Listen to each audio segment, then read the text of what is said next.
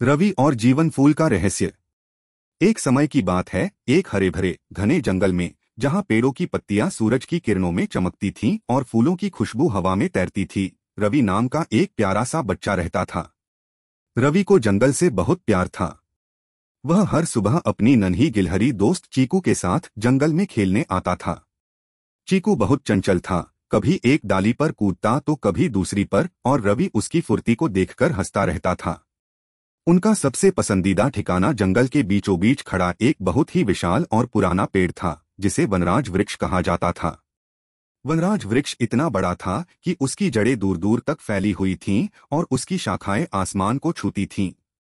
वह जंगल का सबसे बुद्धिमान और दयालु संरक्षक था। वनराज वृक्ष से मिलकर उन्हें हमेशा खुशी मिलती थी।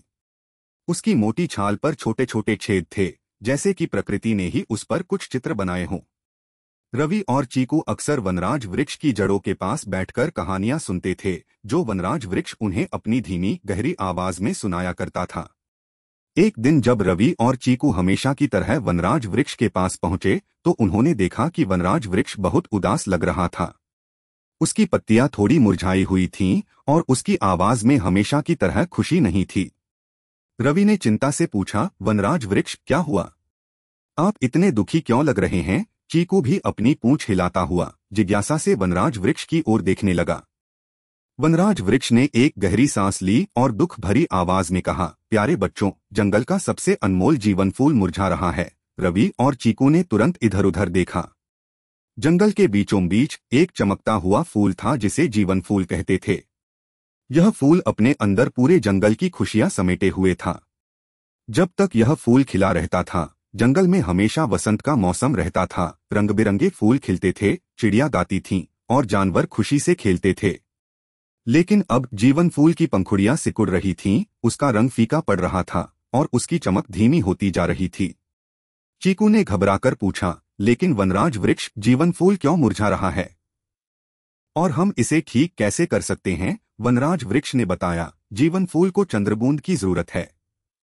यह चंद्रबूंद तारों वाली नदी से मिलती है, जो जादुई पहाड़ों के पीछे बहुत दूर छिपी हुई है। चंद्रबूंद को सूरज निकलने से पहले ही लाना होगा, नहीं तो जीवन फूल पूरी तरह से मुरझा जाएगा और जंगल की सारी खुशियां भी चली जाएंगी। रवि ने बिना किसी हिचकिचाहट के कहा, मैं जाऊंगा। मैं और चीकू चंद्रबूंद लेने जाएंगे। हम अपने जंगल को ऐसे मुरझाने नहीं देंगे। चीकू भी सिर हिलाकर रवि का साथ देने को तैयार हो गया। वनराज वृक्ष ने रवि के साहस की सराहना की, तुम बहुत बहादुर हो रवि, लेकिन तारों वाली नदी का रास्ता बहुत मुश्किल और खतरनाक है। उस रास्ते पर कई बाधाएं हैं। तुम्हें एक मार्गदर्शक की जरूरत पड़ेगी। रवि ने पूछा, मार्गदर्शक? कौन हमें रास्ता दिखाएगा? वनराज वृक्ष ने एक धीमी आवाज में कहा, एक छोटी जुगनू है जिसका नाम है जगमगी तारा। वह बहुत शर्मीली है, लेकिन उसे तारों वाली नदी का रास्ता पता है। तुम्हें उसे खोजना होगा और उसे अपने साथ चलने के लिए मनाना होगा। रवि और चीकू ने तुरंत जगमगी तारा को खोजना शुरू कर दिया। उन्होंने जंगल के हर कोने में देखा, पेड़ों के पत्तों के नीचे झांका और फूलों के बीच ढूंढा।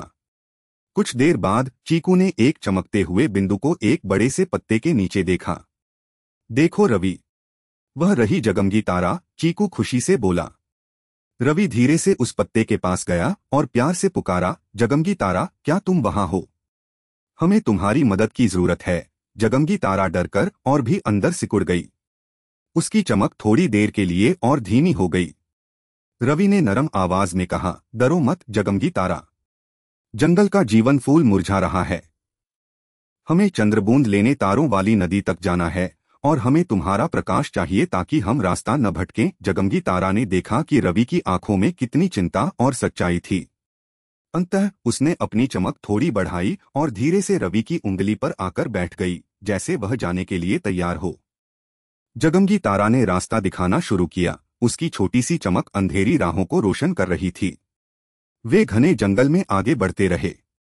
थोड़ी देर बाद वे एक फुसफुसाती हुई नदी के पास पहुंचे। यह नदी सामान्य नहीं थी, इसका पानी अजीबोगरीब आवाजें निकाल रहा था, जैसे वह फुसफुसाकर उन्हें अपनी ओर बुला रहा हो। यहाँ से मत जाओ, नदी फुसफुसाई, रास्ता गलत है, वापस लौट जाओ। रवि और चीकू को लगा कि वे भटक गए हैं और उनके पैर पीछे जाने लगे। यह क्या है? रवि ने थोड़ी घबराहट से पूछा।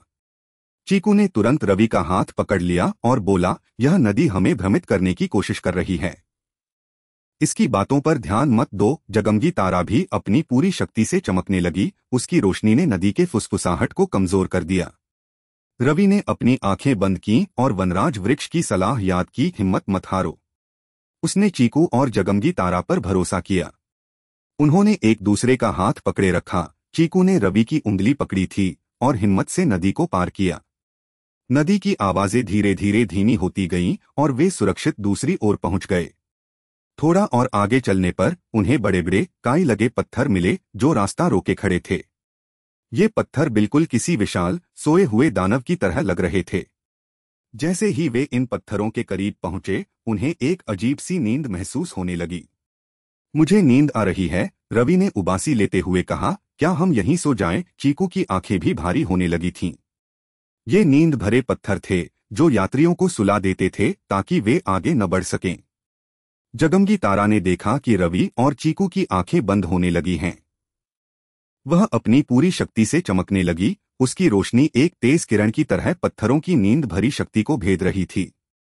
जागो, जागो! जगमगी तारा की चमक मानो कह रही थी। चीकू ने अपनी आखिरी शक्ति से रवि को हिलाया। हमें रुकना नहीं है, रवि। जीवन फूल को हमारी जरूरत है। रवि ने अपनी पलकें झटके और नींद को दूर भगाने की कोशिश की। उन्होंने एक दूसरे का सहारा लिया, सावधानी से एक एक कदम आगे बढ़ाते रहे और पत्थरों के बीच से रास्ता बनाते हुए निकले। यह बहुत मुश्किल था, लेकिन उन्होंने हार नहीं मानी। जैसे ही वे आखिरी पत्थर से आगे बढ़े, नींद का असर कम हो गया और वे फिर से तरोताजा महसूस करने लगे। कई घंटों की यात्रा और बाधाओं को पार करने के बाद अंततः जगमगी तारा ने अपनी चमक एक विशेष दिशा में बढ़ाई। हम पहुंच गए, उसने खुशी से कहा। रवि और चीकू ने सामने देखा और उनकी आंखें चमक उठीं। उनके सामने तारों वाली नदी बह रही थी। यह नदी किसी सपने से कम नहीं थी। नदी का पानी नीले और चांदी के रंगों में चमक रहा था, जैसे उसमें हजारों छोटे छोटे तारे तैर रहे हों। चांद की रोशनी नदी के पानी पर पड़कर उसे और भी जादुई बना रही थी। पूरी जगह एक शांत दिव्य चमक से भरी हुई थी।